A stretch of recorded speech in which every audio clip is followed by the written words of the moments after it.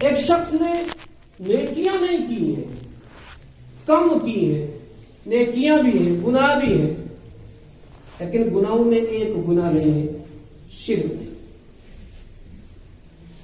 ایسا شخص کہ جس کے پاس گناہ تو بہت سارے ہیں لیکن گناہوں کی ماں شرک نہیں، بڑا گناہ نہیں ہے، شرک نہیں ہے، وہ جنت میں ایک نہ ایک دن ضرور آئے۔ لیکن جس کے پاس زمین و آسمان کے خلا کے درمیان نیکیاں ہوں لیکن توحید نہ ہو، شرک ہو ساتھ میں، وہ جنت میں کبھی نہیں جائے گا۔ دلیل کیا اس بات کی؟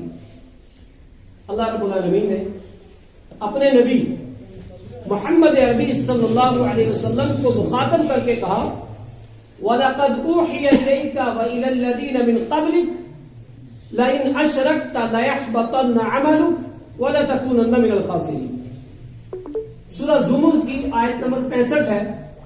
اللہ رب العالمین نے ارشاد فرمایا وَلَقَدْ أُوحِيَ إِلَيْكَ، اور تحقیق کہ یہ جو وحی ہم آپ کی طرف کر رہے ہیں یہ آپ ہی کی طرف نہیں، یہ آپ سے پہلے جتنے انبیاء آئے سب کی طرف یہ وحی ہوئی۔ لَئِنْ أَشْرَكْتَ لَيَحْبَطَنَّ عَمَلُكَ، میرے نبی اگر آپ بھی شرک کرو گے تو آپ کا عمل برباد ہو جائے گا۔ اللہ کے نبی صلی اللہ علیہ وسلم شرک کو مٹانے آئے، آپ نے کبھی شرک سوچ بھی نہیں سکتا بندہ، آپ نے شرک کا خاتمہ کیا، آپ نے صاف ستھرا دین چھوڑ کے گئے، لیکن اللہ تعالیٰ نے نبی اکرم صلی اللہ علیہ وسلم کو مخاطب کر کے کہا کہ آپ بھی، اس کا مطلب کیا؟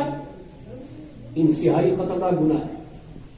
اللہ تعالیٰ اس شخص سے کہ جس کو امام الانبیاء، سارے انبیاء کا سردار، سب سے محبوب اور چہیتا نبی، جب اللہ تعالیٰ اپنے اس نبی سے کہہ رہا ہے کہ اگر آپ بھی شرک کرو گے تو آپ کا عمل بھی برباد ہو جائے گا، شرک کرو گے تو عمل برباد ہو جائے گا، اسی طرح سے اللہ رب العالمین نے سورہ انعام کے اندر آیت نمبر 88 میں 18 انبیاء کا ایک ساتھ ذکر کیا، اور ایک ساتھ ذکر کرنے کے بعد یہی جملہ ان کے لیے بھی کہ وَلَوْ أَشْرَكُوا لَحَبِطَ عَنْهُمْ، اگر یہ لوگ بھی شرک کرتے تو ان کا عمل بھی برباد ہو جاتا، ختم ہو جاتا۔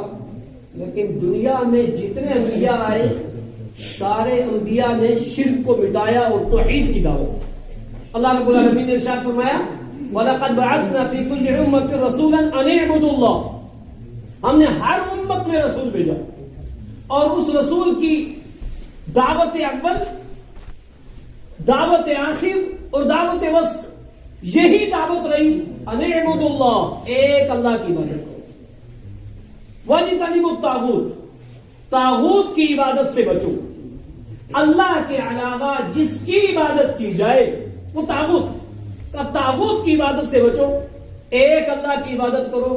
سارے انبیاء کی دعوت کا مقصد اور سارے انبیاء کی اولین دعوت توحید ہی رہی۔ اللہ رب العالمین نے اپنے برگزیدہ پیغمبروں کو مخاطب کر کے کہا کہ اگر آپ بھی شرک کرو گے تو عمل برباد ہو جائے گا۔ اللہ رب العالمین نے اس آیت کریمہ کو اور ان انبیاء علیہ الصلوۃ والسلام کا تذکرہ کر کے ہم عوام الناس کو متنبہ کیا ہے کہ جب شرک کی موجودگی میں اپنے خلیل کی نیکی برباد کر سکتا ہوں تو ہماری نیکیاں کیا طاقت رکھیں گی، ہماری کیا حیثیت پھر، ہمارا کیا مقام پھر۔ اس لیے ہر انسان کا فرض بنتا ہے کہ وہ دو چیزیں اچھی طریقے سے سیکھیں، نمبر 1 توحید اور نمبر 2 توحید کے منافی چیزیں، توحید کے لیے نقصان دہ چیزیں، شرک، اس کو شرک کی مکمل جانکاری ہونی چاہیے کہ شرک کیا ہے، شرک کا نقصان کیا ہے، توحید کیا ہے، توحید کا فائدہ کیا ہے۔ کیونکہ بے شمار لوگ کلمہ پڑھ کر کے اسلام کے دائرے میں داخل ہو جاتے ہیں، مسلمان ہو جاتی ہے۔ اب جب کلمہ پڑھا ہے تو اس کلمے کے تقاضے کو، اس کلمے کے مدلول کو سمجھنا مسلمان ہے نا، ضروری ہے۔ کھانے پینے کے طریقے، اوڑھنے بچھانے کے طریقے، ضروریات زندگی کے طریقے سب سیکھیں گے۔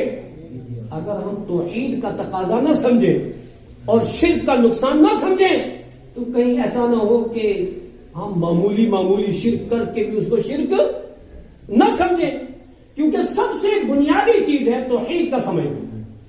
اور توحید کے لیے اللہ رب العالمین نے قرآن مجید میں جو حکم دیا، فَاعْلَمْ أَنَّهُ لَا إِلَهَ إِلَّا اللَّهُ، اور فَاعْلَمْ جان لو، سیکھ لو، سمجھ لو توحید کو، اس کے بعد استغفار کرو۔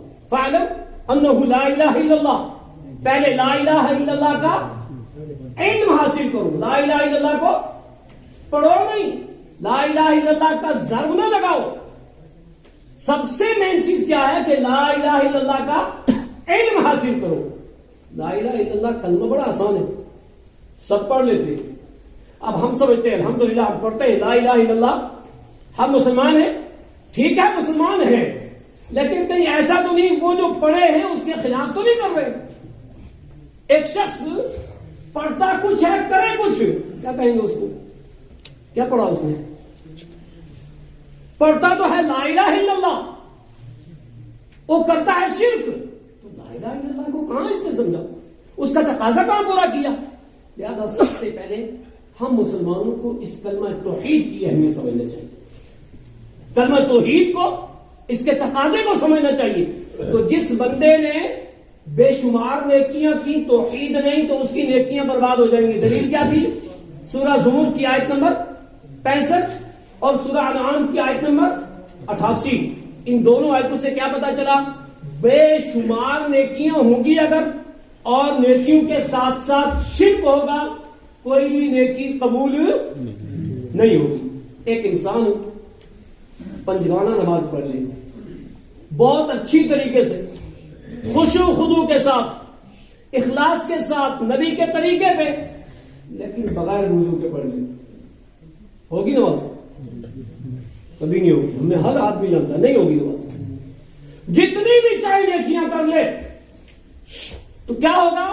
شرک کی موجودگی میں نیکی قبول نہیں ہوگی۔ ایک شخص کے سامنے بھرا ہوا گلاس دودھ کا رکھو، ایک بوند پیشاب کی ڈال دو، اس کو کہو پی، پیے گا؟ ایک بوند ہے، قطر نہیں پیے گا۔ یہ شرک اتنا خطرناک ہے، یہ اتنا بڑا زہریلا ہے۔ اللہ رب العالمین نے حرام کردہ چیزوں میں، بڑے گناہوں میں سب سے پہلے اسی کا تذکرہ کیا ہے۔ آپ قرآن جہاں بھی دیکھیں گے ترتیب یہی ہے، قل تعالوا اتل ما حرم ربکم علیکم اللہ تشرکوا بہ۔ آؤ میں تمہیں پڑھ کے سناؤں، سورہ انعام کی آیت نمبر 151 اور 52 دیکھیے۔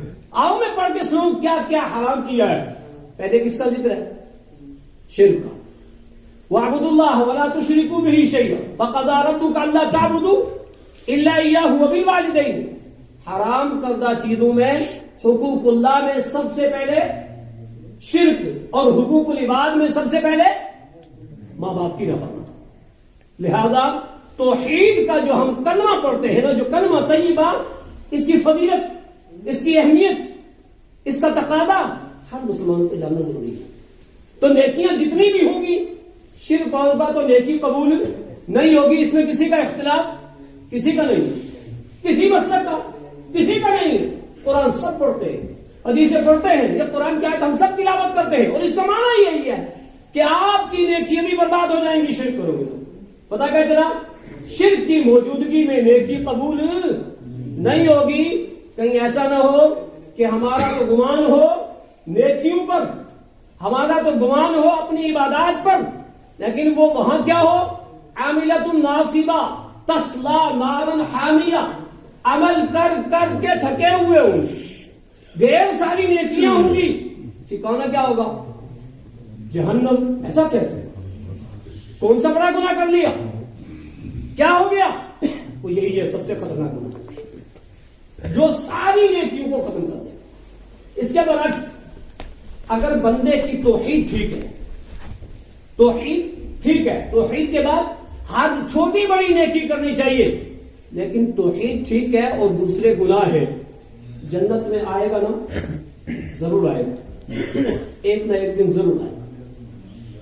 یہ توحید ہے، وہ کتنے بھی سزا بھگتے گا اپنے گناہوں کی، لیکن جنت میں آئے گا۔ اور توحید نہیں ہے، ساری نیکیاں ہیں، ایک بھی نیکی قبول نہیں ہے، کہاں رہے گا؟ جہنم میں رہے گا۔ ایک حدیث سنیے، حدیث اس طرح سے، وعن عبد الله بن عمر بن عاص رضی اللہ عنہ ان رسول اللہ صلی اللہ علیہ وسلم ان اللہ سيخلص رجلا من امتی یوم القیامت فینشر علیہ 99 سجلا كل سجل مثل مد البصر فيقول اتنكر من هذا؟ قال لا يا ربي اكتبتي الحافظون؟ قال لا يا ربي افلك عذر؟ قال لا يا ربي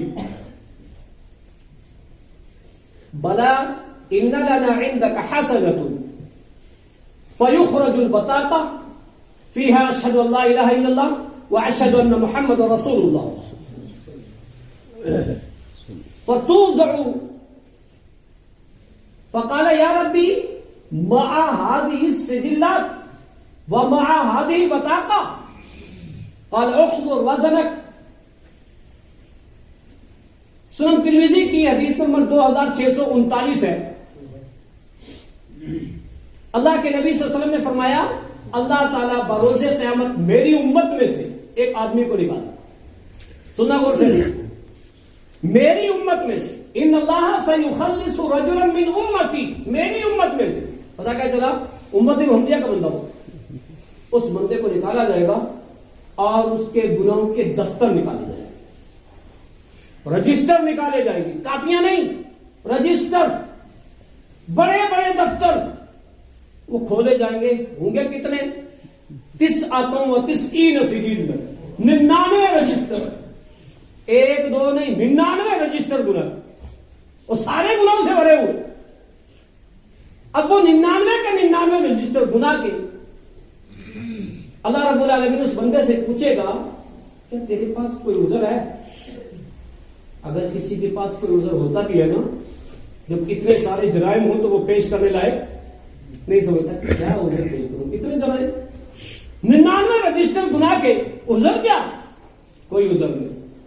اللہ رب العالمین اس بندے سے کہے گا اکتبتی الحافظون، وہ کرامن کاتبین جو لکھتے رہے ان پہ تیرا کوئی عذر کہ تو نے کیا نہیں انہوں نے لکھ دیا ہے نا؟ بندہ ہمیشہ کیمرے کی نگاہ میں، ہمیشہ محافظ اس کے ساتھ ہے، وہ کہے کچھ فوراً لکھتے ہیں، وہ کرے کچھ فوراً لکھتے ہیں۔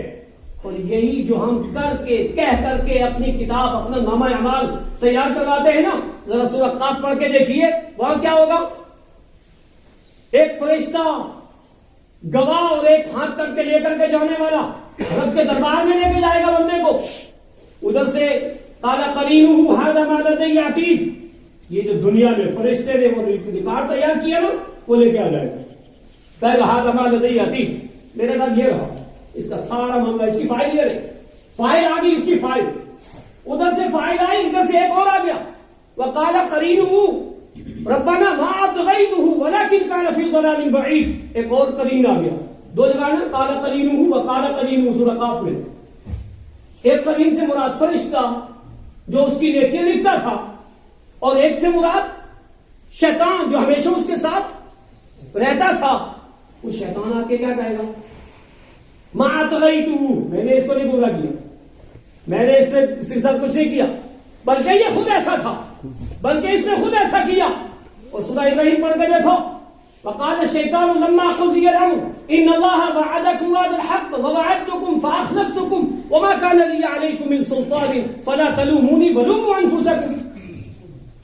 وہاں شیطان کیا کہے گا جب فیصلہ ہو جائے گا نا جہنمیوں کا؟ تو شیطان کہے گا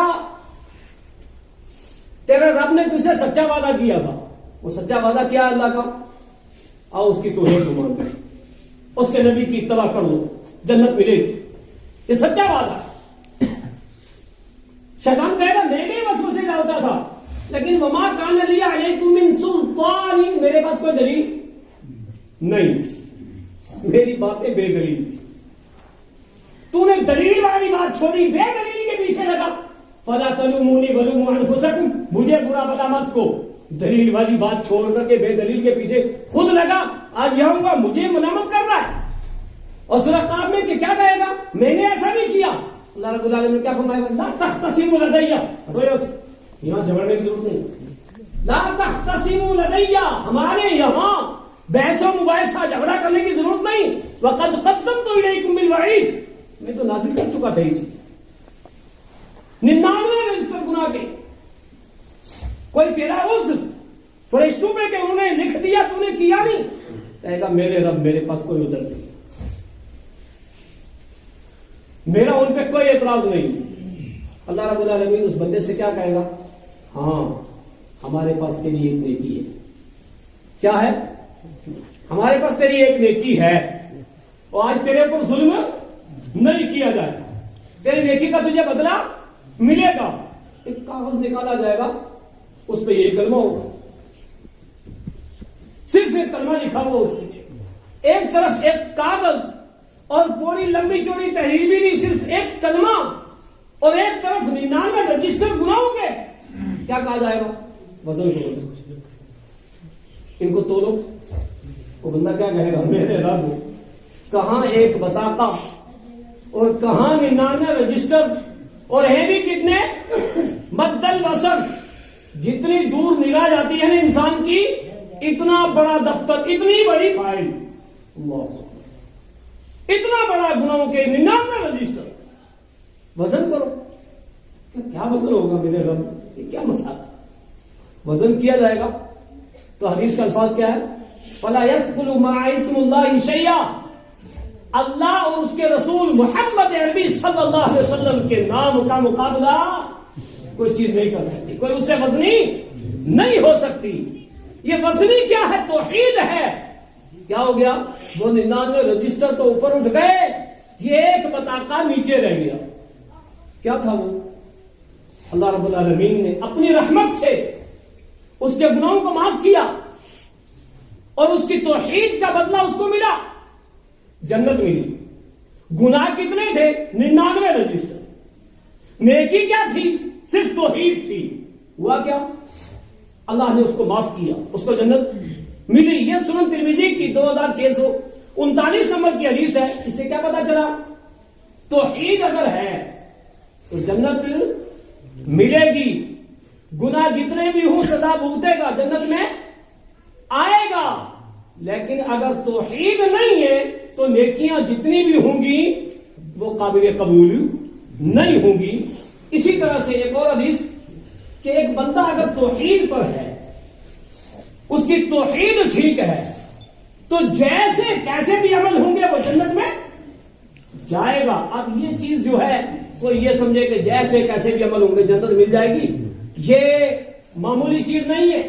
حضرت ابو ہریرہ جیسے، عمر بن خطاب جیسے، لو ان لی طلاع الارض ذهبا لافتدیته من عذاب اللہ، ایسی خواہش عمر بن خطاب نے کی کہ زمین بھر کے برابر میرے پاس سونا ہو، میں دے کر کے اللہ کے عذاب سے بچ جاؤں، اللہ مجھے آراف میں ہی جگہ دے دے۔ تو اس کو ہلکا نہیں سمجھنا چاہیے کہ کوئی بات نہیں مل جائے گی۔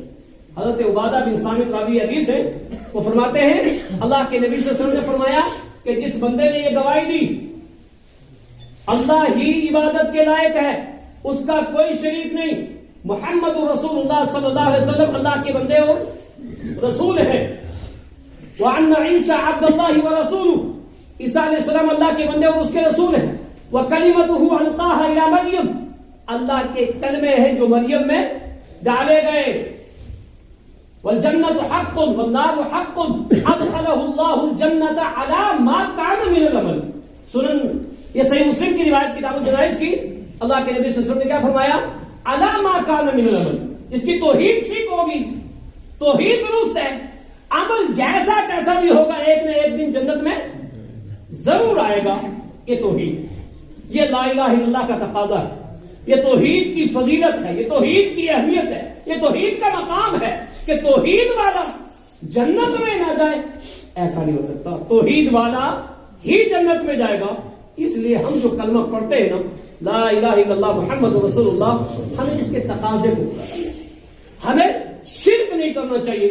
اسی طرح سے توحید کی اہمیت کے تعلق سے ایک اور حدیث حضرت موسیٰ علیہ السلام کے تعلق سے اللہ کے نبی صلی اللہ علیہ وسلم فرماتے ہیں، موسیٰ علیہ السلام نے کہا علمنی شیئا اذکرک وادعوک، میرے رب مجھے ایسا کلمہ سکھا دے جس کے ذریعے میں تیرا ذکر کیا کروں، تجھے یاد کیا کروں۔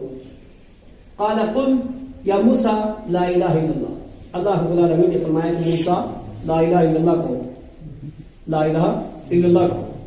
یہ تو بہت آسان ہے۔ موسیٰ علیہ السلام نے کہا کل عبادک یقولون ھذا، میرے رب یہ تو سارے مسلمان کہتے ہیں، کل عبادک یقولون ھذا، یہ تو سب کہتے ہیں، یہ تو سارے پڑھتے ہیں، یہ کوئی ممتاز وظیفہ، کوئی الگ وظیفہ۔ اللہ رب العالمین نے فرمایا یا موسیٰ لو ان السماوات السبع والارضین السبع فی کفۃ، ساتوں آسمان اور ساتوں زمین ایک پلڑے میں رکھ دیے جائیں اور لا الہ الا اللہ کو ایک پلڑے میں رکھ دیا جائے، مالک بہن لا الہ الا اللہ، جھکے گا وہی پلڑا جس میں لا الہ الا اللہ۔ یہ لا الہ الا اللہ کا تقاضا ہے، یہ لا الہ الا اللہ کی اہمیت و فضیلت ہے۔ لہذا اس توحید کو صحیح معنی میں سمجھنا اور اس کے منافی جو چیز شرک ہے اسے دور رہنا ہم سب کا فرض ہے۔ دوسری بات، توحید فطرت ہے اور شرک خلاف فطرت۔ توحید فطرت ہے اور شرک خلاف فطرت ہے۔ توحید فطرت، دلیل کیا اس بات کی؟ صحیح بخاری کی حدیث نمبر 4775، حضرت ابو ہریرہ راوی حدیث ہے، اللہ کے نبی صلی اللہ علیہ وسلم نے کیا فرمایا؟ کل مولود یولد علی الفطرہ، ہر بچہ فطرت پہ پیدا ہوگا۔ ایک بچے پیدا ہوا، اس کی کوئی پرورش نہ کرے، کوئی مسلکی رنگ نہ چڑھائے، کوئی مذہبی رنگ نہ چڑھائے اس پہ، اس کو چھوڑ دے، ایک اللہ کا ماننے والا ہو، یہ فطرت ہوتا کیا ہے؟ یہ حدیث کا الفاظ ہے، فَأَبَوَاهُ يُحَوِّدَانِهِ أَوْ يُنَجِّسَانِهِ، اس کے ماں باپ اس کو یہودی، نصرانی، مجوسی بناتے ہیں، كَمَا تُنْتِجُ الْبَهِيمَةُ الْبَهِيمَةُ جَمْعًا، حدیث کا الفاظ کی جس طرح سے ایک جانور کہیں سے نکلتا ہے تو دوسرا بھی ویسے ہی، یہ ہوتا ہے، رنگ چڑھایا جاتا ہے، اس کی تربیت کی جاتی ہے، وہ تربیت اس کو ادھر لے جاتی ہے، تو یہ تربیتیں اس کو ایسا کر رہی ہیں، ورنہ کیا ہے؟ توحید فطرت ہے اور شرک خلاف فطرت ہے۔ اور توحید فطرت کیا ہے؟ ایک اللہ کی عبادت کی، اس کے ساتھ کسی کو شریک نہ ٹھہرایا جائے، اور یہ دوسری چیزیں یہ خلاف فطرت ہے، یہ انسانی فطرت کے خلاف ہے۔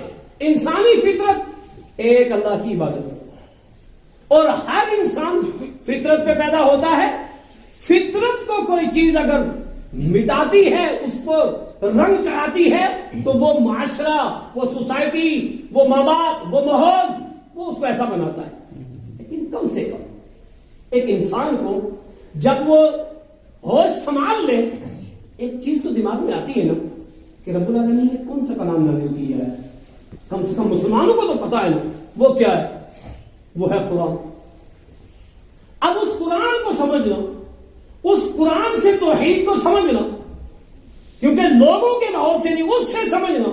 اللہ رب العالمین نے، ہوتا ہے نا انسان، ماحول اور معاشرہ، سورہ اعراف آیت نمبر 175 کے اندر اللہ رب العالمین نے کیا فرمایا کہ کل بروز قیامت کوئی مجھے یہ مت کہے کہ مجھے اس کا پتہ ہی نہیں تھا، اور یہ بھی نہ کہے کہ اللہ اگر یہ شرک ہے تو میں کیا کروں، یہ تو میرے ماں باپ کر کے آئے تھے، افتہلکنا بما فعل المبطلون، اللہ تو اس کی وجہ سے کیا مجھے ہلاک کر رہا ہے، تو میرے ماں باپ کر رہے تھے، تو ماں باپ کو یا کسی اور کو اسوہ اور نمونہ نہیں۔ رب العالمین نے کیا فرمایا؟ اتبعوا ما انزل الیکم من ربکم، اس کی اتباع کرنا جس کو میں نے نازل کیا، وہ کیا ہے؟ رب کا قرآن ہے، اس کا گائیڈ نبی کا فرمان ہے۔ تو ایک مسلمان کو اس سے سمجھنا چاہیے توحید، اس سے سمجھنا چاہیے توحید کے خلاف چیزوں کو۔ تو توحید فطرت ہے اور شرک خلاف فطرت ہے۔ تیسری چیز، توحید پہلے ہے، شرک بعد میں آیا۔ شرک نہیں، شرک بعد میں آیا۔ توحید تاریخ انسانیت سے ہے، توحید تاریخ انسانیت سے توحید پہلے ہے، شرک بعد میں آیا. اس کی روایت، اس کی دلیل صحیح مسلم کی وہ روایت جو لمبی روایت ہے اللہ کے نبی صلی اللہ علیہ وسلم نے، جس میں فرمایا کہ شرک کیسے آیا. حضرت عبداللہ بن عباس راوی حدیث ہے، وہ فرماتے ہیں کہ قوم نوح کے 5 نیک لوگ تھے. ود، سوا، یغوث، یعوق، نصر، اسماء رجال صالحین من قوم نوح. قوم نوح کے نیک لوگوں کے نام تھے یہ. فلما ہلکوا، جب یہ لوگ ہلاک ہو گئے، جب یہ لوگ مر گئے، تو اوحى الشیطان الی اولیائہ، شیطان نے اپنے ولیوں کے پاس وحی کی. پتا کیا جواب؟ شیطان بھی وہی کرتا ہے. اوحى الشیطان الی اولیائہ، اپنے ولیوں کے پاس. اور کچھ شیطان کے ولی ہوتے ہیں، کچھ اللہ کے ولی ہوتے ہیں. اللہ کا ولی شرک نہیں کر سکتا. اللہ کا ولی نیک متقی پرہیزگار ہوتا ہے. وہ شیطان اپنے ولیوں کے پاس وہی کرتا ہے. بے شمار لوگ ہوتے ہیں نا، ایسا ہے ایسا ہے، وہ اس نے بتا دیا کہ اس نے بتا دیا. کیسے بتایا؟ وہ غیب جانتا ہے، اس کو ایسا ہو گیا، کوئی نہیں کرتا. لیکن یہ کیا ہوتا ہے؟ یہ شیطان وہی کرتا ہے آپ نے اس ولی کے پاس. میری مٹھی میں کیا ہے؟ 5 دانے اٹھائے. میری مٹھی میں کیا ہے؟ یہ 5 دانے. اس نے کیسے بتا دیا 5 دانے؟ اس کو کیسے پتا چلا؟ یہ اس شیطان نے اس کو بتایا، اس نے بتایا ہے. اوحى الشیطان، اور قرآن کے اندر بھی یہ چیز ہے کہ شیطان اپنے ولیوں کے پاس وہی کرتا ہے. ایمان یہیں سے انسان کی آزمائش ہوتی ہے، ختم ہو جاتا ہے ایمان. جب انسان نے ایسا عقیدہ رکھ لیا، شیطان نے قوم نوح کے لوگوں کے پاس کیا، اپنے ولیوں کے پاس، جو ان قوم کے ان کے جو ولی تھے شیطان نے، اس کے پاس کیا وحی کی؟ ان انسبوا الی مجالسهم التي كانوا يجلسون، یہ جہاں جہاں بیٹھتے تھے وہاں مجسمے بنا، ایسا کرو. اچھا یہ چیز وہاں سے شروع ہوئی تھی، آج بھی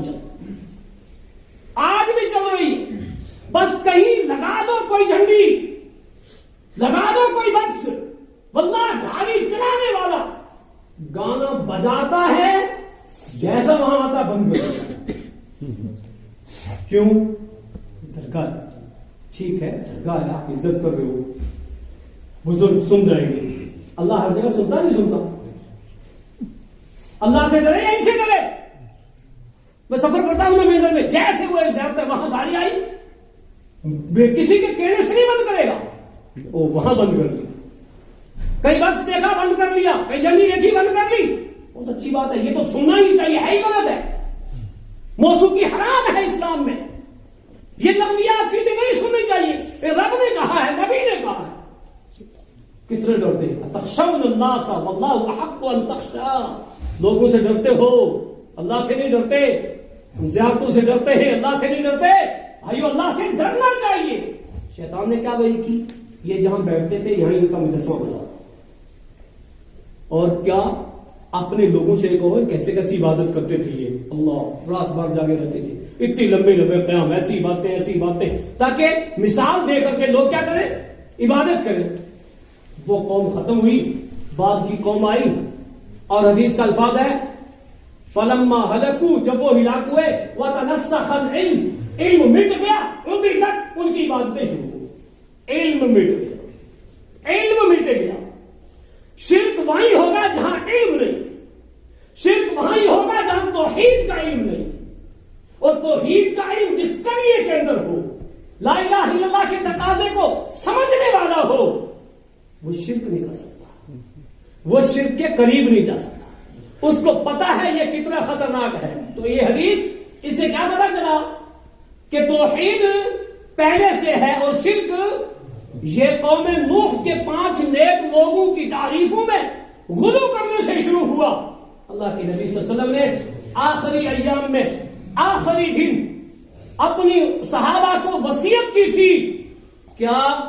لعن اللہ الیہود والنصارى اتخذوا قبور انبیاء مساجدا، یہود و نصارہ پہ اللہ کی لعنت ہو، انہوں نے اپنی انبیاء کی قبروں کو سجدہ بنا دیا.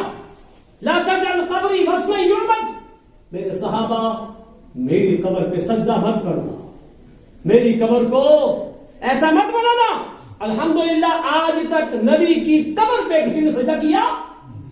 میں نے نہیں پڑھا، نہ سنا، نہ آپ نے کبھی سنا ہوگا، اور رب کی ذات سے امید ہے ہوگا بھی نہیں قیامت تک، کیونکہ سجدہ صرف ایک اللہ کو، اور یہ توحید ہے، یہ توحید ہے۔ مانگنا ہو تو صرف ایک اللہ سے، سوال کرنا ہو تو صرف ایک اللہ سے۔ ہماری پریشانیاں کیا ہیں؟ ہم سمجھتے ہیں توحید کو بھی لے لیں، کچھ اس کے ساتھ ایسا بھی کر لیں۔ دو چیزیں آگ اور پٹرول ایک ساتھ رہے نہیں رہ سکتی۔ ما جعل اللہ لرجل فی قلبین، اللہ تعالیٰ نے کسی انسان کے اندر دو دل تو نہیں رکھے، دل ایک ہی ہے، اسی ایک دل میں شرک بھی توحید بھی، ایسا نہیں ہو سکتا، بدعت بھی اور سنت بھی، دو چیزیں جمع نہیں ہو سکتی ہیں۔ لہذا شرک یہ بعد میں آیا ہے اور توحید شروع سے، اور بندہ توحید ہے۔ حدیث قدسی اللہ تعالیٰ فرماتا ہے، ابو ہریرہ راوی حدیث، اور فرماتے ہیں اللہ کے نبی صلی اللہ علیہ وسلم نے کیا فرمایا؟ اللہ تعالیٰ فرماتا ہے، یا ابن آدم انک ما دعوتنی ورجوتنی غفرت لک علی ما کان فیک ولا ابالی۔ اے آدم کے بیٹے، جب تک تو مجھ ہی سے مانگتا رہا، یہ بہت بڑی چیز ہے۔ ہوتا کیا بندہ انسان کی توحید جب پھنستا ہے تو تبھی کیا کرے گا؟ آزمائش خاص موقع پہ ہوتی ہے۔ جب تک تو مجھ ہی سے مانگتا رہا، تیری امیدیں مجھ سے ہی وابستہ رہیں، ہائے ہائے، مجھ سے ہی وابستہ، رجوتنی، تو نے امید مجھ سے رکھی، تو تیرے علی ما کان فیک، جیسے کیسے بھی عمل ہوں گے میں تجھے معاف کروں گا، لیکن شرط کیا؟ مجھ سے ہی مانگتا رہا، امید مجھ سے ہی رکھی۔ آج ہم کیا کہتے ہیں؟ یا غوث مدد، یا فلاں مدد، اور واللہ وہ پیرانے پیر جن کو غوث کہتے ہیں، ان کی فتوح الغیب پڑھ کر کے دیکھیے، وہ خود کیا کہتے ہیں؟ وہ خود فرماتے ہیں توحید کے تعلق سے، وَلَا تَخَفْ أَحَدًا سِوَى اللَّهِ وَكِّلِ الْحَوَائِجَ إِلَى اللَّهِ وَلَا تَرْجُ إِلَّا إِلَى اللَّهِ التوحید۔ پیران پیر شیخ عبد القادر جیلانی رحمت اللہ علیہ، اللہ کے بہت بڑے ولی، ان کی کتاب فتوح الغیب غنیت الطالبین پڑھ کے دیکھیے۔ فتوح الغیب کے اندر وہ کیا فرماتے ہیں؟ ساری امیدیں لوگوں اللہ سے لگاؤ۔ ان کی تعلیم کیا؟ امیدیں اللہ سے لگاؤ، سوال کرنا ہو تو اسی سے کرو، مانگنا ہو تو اسی سے مانگو۔ ہم اگر ان کو کچھ کہیں گے تو بولو ہم نے ایک تو اللہ کی بھی نافرمانی کر دی، اور پیران پیر شیخ عبد القادر جیلانی رحمت اللہ علیہ ان کی بھی نافرمانی کر دی۔ انہوں نے کیا فرمایا؟ ساری امیدیں وکیل الحوائج الی اللہ، ساری ضروریات اللہ کو سونپو، مشکل کشا اللہ کو مانو، حاجت روا اللہ کو مانو، داتا اللہ کو مانو، دیتا وہ ہے اس کو مانو، اسی سے ساری امیدیں وابستہ رکھو۔ یہ تعلیم قرآن کی بھی ہے، یہ تعلیم حدیث کی بھی ہے، اور یہ تعلیم یہ اللہ کے اس ولی شیخ عبد القادر جیلانی رحمت اللہ علیہ کی بھی ہے۔ اور انہوں نے کہا وجعل الکتاب والسنۃ اماما لک، قرآن و حدیث کو اپنے امام بنانا۔ وانظر فیہما، انہی دونوں میں دیکھو، انہی دونوں میں دیکھو، انہی کے مطابق عمل کرو، ان کو سمجھو۔ تو فرمایا بندہ جیسے بھی عمل ہوں گے، لیکن مجھ سے ہی امیدیں وابستہ رکھی، مجھ سے ہی مانگتا رہا، اللہ نے فرمایا میں معاف کر دوں گا، مجھے اس کی کوئی پرواہ نہیں ہے کہ اس کے گناہ کتنے ہیں۔ دوسری بات، یا ابن آدم، اے آدم کی اولاد، لو بلغت ذنوبك عنان السماء ثم استغفرتنی غفرت لك على ما كان فيك ولا ابالي۔ ابن آدم تیرے گناہ اس زمین سے آسمان کے درمیان اتنے بڑے ہو، لیکن تم مجھ سے معافی مانگے میں تجھے معاف کروں۔ یہ ہمارا رب ہے، واللہ ہم گناہ کرتے جائیں، معافی مانگے وہ معاف کر رہا ہے، فرمایا میں معاف کروں گا، مجھے کوئی پرواہ نہیں، اور حدیث قدسی۔ تیسری بات، یا ابن آدم لو اتیتنی بقراب الارض خطایا ثم لقیتنی لا تشرک بی شیئا لاتیتک بقرابها مغفرۃ۔ تو زمین بھر کے برابر گناہ لے کر کے آئے گا نا، شرط یہ کہ اس میں ایک گناہ ہو۔ کون سا؟ شرک گناہ۔ تو میں کیا کروں گا؟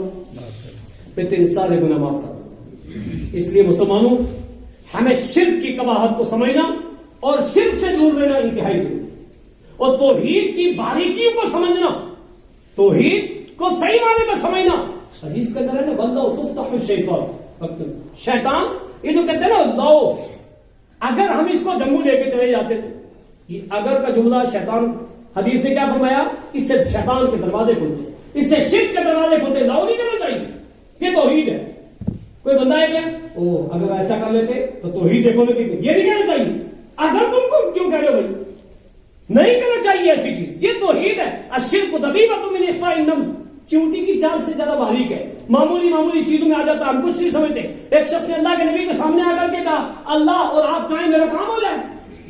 اور یہ ہم عام زبانوں میں کہتے ہیں نا، ہم تو نہیں شرک سمجھتے. ہمارے معاشرے میں جس کو کوئی نہیں مگر سمجھتا. اللہ کے نبی نے فوراً روکا، کہا تجعلون للہ ندا، تم مجھے اللہ کے ساتھ شریک کر رہے ہو، ایسا مت کرو، کیونکہ وہ خالق ہے، میں مخلوق ہوں، میں اس کا محبوب ہوں، میں اس کا پیارا نبی ہوں، ایسا مت کہو. پتہ کیا چلا؟ شرک کو صحیح معنی میں سمجھنا ہو، توحید کو سمجھنا انتہائی ضروری ہے. وقت نہیں، ایک آیت اللہ رب العالمین نے قرآن میں کیا فرمایا؟ وَآتَاكُم مِّن كُلِّ مَا سَأَلْتُمُوهُ، میرے بندے تو جو مانگتا ہے میں دیتا ہوں. وَآتَاكُم مِّن كُلِّ مَا سَأَلْتُمُوهُ، تو نے جو مانگا میں نے دیا. میں تجھ سے ایک چیز مانگتا ہوں، وہ کیا؟ إِيَّاكَ نَعْبُدُ وَإِيَّاكَ نَسْتَعِينُ. وَآتَاكُم مِّن كُلِّ مَا سَأَلْتُمُوهُ، سب کچھ ملے گا، لیکن ایک چیز، وہ بخشتا ہے گناہ عظیم بھی، لیکن ہماری ایک چھوٹی سی بیٹی سنبھال رکھتا ہے. ہم روشنی میں بھی اس کو بھول جاتے ہیں، وہ تاریکی میں بھی خیال رکھتا ہے. جو کبھی دیر سے میں لٹوں تو میری ماں کی طرح میرے رزق کا حصہ نکال رکھتا ہے. اور جن کے لیے روشنی نہیں، فضا میں تان چارے اچھال رکھتا ہے، وہ ایک اللہ ہے جو ہم سب کا محبت اپنے بندوں سے کمال رکھتا ہے. وہ ایک اللہ ہے جو ہم سب کا خیال رکھتا ہے. اللہ کی قسم توحید کو سمجھنا، شرک سے دوری اختیار کرنا ہم سب کا فرض بنتا ہے. اللہ رب العالمین نے فرمایا ایک دعویٰ اور ایک اس کا ثبوت. بات ختم کرتا ہوں. اللہ تعالیٰ نے کیا فرمایا؟ تم جن سے مانگتے ہو نہیں مجھ سے مانگو. کس سے مانگو؟ انک لا تسمع الموتى، تم مردوں کو نہیں سنا سکتے. وما انت بمسمع من في القبور، نہیں سنا سکتے. انک لا تسمع الموتى، آپ نہیں سنا سکتے ہو. دعویٰ کیا پیش کیا؟ نہیں سنا سکتے. دعویٰ پر دلیل کیا پیش کی؟ تم ان کو نہیں سنا سکتے جن کے کان نہ ہو، جن کے کان نہ ہو. سورہ نمل کی آیت 20ویں پارے میں کہ جن کے کان نہ ہوں تم ان کو نہیں سنا سکتے. دعویٰ کیا کیا تھا؟ کہ مردوں کو نہیں سنا سکتے. دعویٰ پہ دلیل کیا پیش کی؟ کہ بہروں کو نہیں سنا سکتے. جب کان لے لوں تو نہیں سنا سکتے، تو جان لے لوں تو کیسے سنا لوں؟ دعویٰ اور دعوے کے دلیل. ہمیں اپنی ساری حاجتیں، ساری ضروریات، اللہ تعالیٰ آسمان کی دنیا پہ آ کے کہتا ہے تو مجھ سے مانگنے والا میں دوں، ہے تو بخشش طلب کرنے والا میں بخشوں. اللہ سے ہی مانگنا چاہیے. توحید کے ساتھ کسی بھی طرح سے شرک کو دوری رکھنا چاہیے، کیونکہ اللہ رب العالمین نے فرمایا جن لوگوں نے توحید میں ملاوٹ نہیں کی، صاف ستھری رکھی، یہی امن والے لوگ، یہی کامیاب لوگ، یہی ہدایت یافتہ لوگ. اور جن لوگوں نے توحید کے ساتھ شرک کو ملا لیا، ان کی نیکیاں ہبا منصورہ ہو جائیں گی، بکھرے ہوئے ذرات ہو جائیں گے.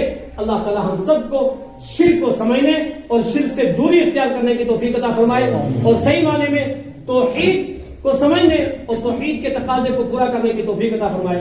اللہ تعالیٰ سے دعا گو ہوں کہ پروردگار عالم جو چیزیں بیان ہوئی ہیں ہم سب کو سن کر اس پر عمل کرنے کی توفیق عطا فرمائے، اور ہم سب کو توحید سے سچی محبت اور شرک سے نفرت رکھنے کی توفیق عطا فرمائے. ربنا تقبل منا انک انت السمیع العلیم.